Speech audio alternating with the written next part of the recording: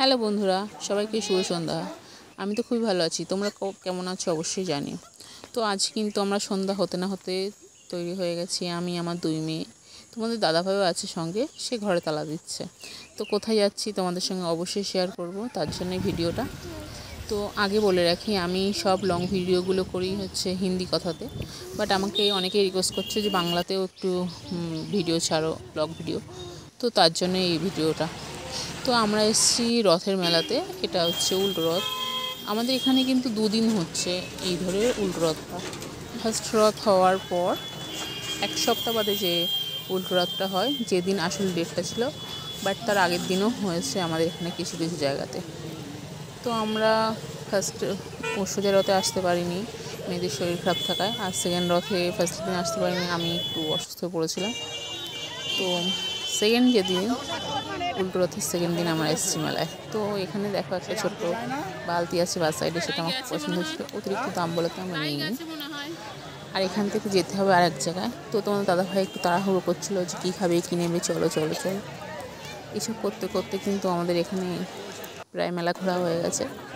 তো এখান থেকে কিছু নেওয়া যায় এখানে দেখছিলাম। তো মেয়েদের জন্য দুটো খেলনা নিয়েছিলাম। আর তোমাদেরকে পুরো রথটায় কম বেশি ঘুরি দেখাচ্ছি। তবে একটা জিনিস কি তোমরা খেয়াল করেছো, এখানে কিন্তু রথ নেই। কারণ হলো রথটা একটু ঘুরতে গেছে, যেটা ঘুরতে যায়। তো তোমার দাদাভাই আইসক্রিম নেবে বলে বড়ো মেয়েকে নিয়ে দাঁড়িয়েছিল, আর আমি ছোটো মেয়েকে কোলে নিয়ে সাইড দাঁড়িয়েছিলাম।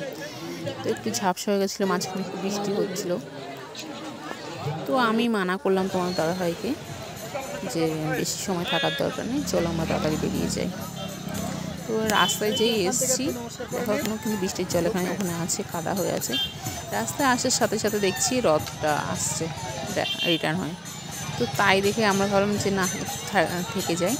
খুব সুন্দর খোল করতাল বাজিয়ে আসছে একদম, এবং পেছনে রথ আসছে। অনেকবার রথে মেলাতে এসেছি, বাট এরকম এটা দেখিনি কখনো। কারণ আসি, রথ দেখি, একটু খাওয়া দাওয়া করি, একটু ঘুরি আর চলে যাই। তো আমরা সাইডে করে দাঁড়িয়েছিলাম, কারণ কিছুদিন আগে রথের জন্য কত মানুষ মারা গেছে, সেটা আমাদের এখানে না, তো সেটা অনেকেই জানে, খবর হিসেবে পেয়েছে। দেখো কত লোক। ছোটো মেয়ে যদি না থাকতে হয়তো আমিও যেতাম, আমার খুব ভালো লাগে। তো এবার কিন্তু শুধু দড়ি টানা করেছে তা কিন্তু নয়, অন্যবার শুধু দড়ি টানা করে। এবার দেখছি ব্রেক করার একটা ব্যাপার আছে, যে গাড়ি চালকের মতো হয়তো সেই সিস্টেমটা করেছে। আর রথটা অনেকটাই বড় করেছে।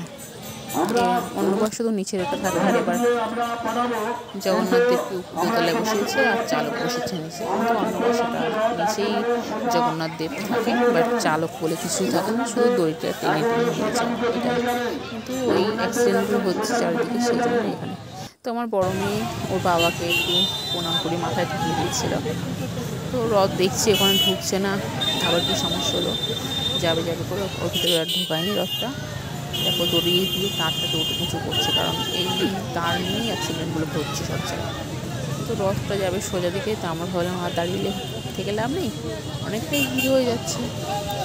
তো ভাবলাম তো তাড়াতাড়ি করে এবার বেরিয়ে যাবো, কারণ আবার দেখছি ঝিরঝির করে বৃষ্টি পড়া শুরু হয়েছে। কিন্তু রাস্তায় এত জ্যাম, কোন দিক থেকে যাবো, মানে আমার বাবার যেতে গেলে দুদিক থেকেই যাওয়া যায়। যেদিক থেকে এসেছি সেদিন থেকেই যাওয়া যায়, আবার অন্য দিক থেকে যাওয়া যায়। তো ভাবলাম যে অন্য দিক থেকে যাই, কারণ দিকটা একটু কম থাকবে ভেতর সাইড দিয়ে। মেন রোড দিয়ে গেলে তো বৃষ্টি অনেকটাই হচ্ছে, মানে যদি জোরে চলে আসে তো কোথাও দাঁড়াতে পারবো না। আর ভেতর সাইড দিয়ে গেলে বাড়িঘর তো সব প্রায় চেনাশোনা আছে, ওদিকে দাঁড়িয়ে যেতে পারবো বা কারোর বাড়ি চলে যেতে পারবো। তো তাড়াতাড়ি বেরিয়ে গেলাম। আর ভেতর সাইডে যাওয়ার সময় একটু দেখিয়ে দিলাম মেলার জায়গাটা। তো আমাদের গাড়ির আগে আগে আবার একটা গাড়ি যাচ্ছিলো, ওই জন্য একটু ধীরে চালাচ্ছিলো তোমার দাদাভাই। তো বাই বাই সবাইকে। ভিডিওটা ভালো লাগলে অবশ্যই লাইক শেয়ার করো।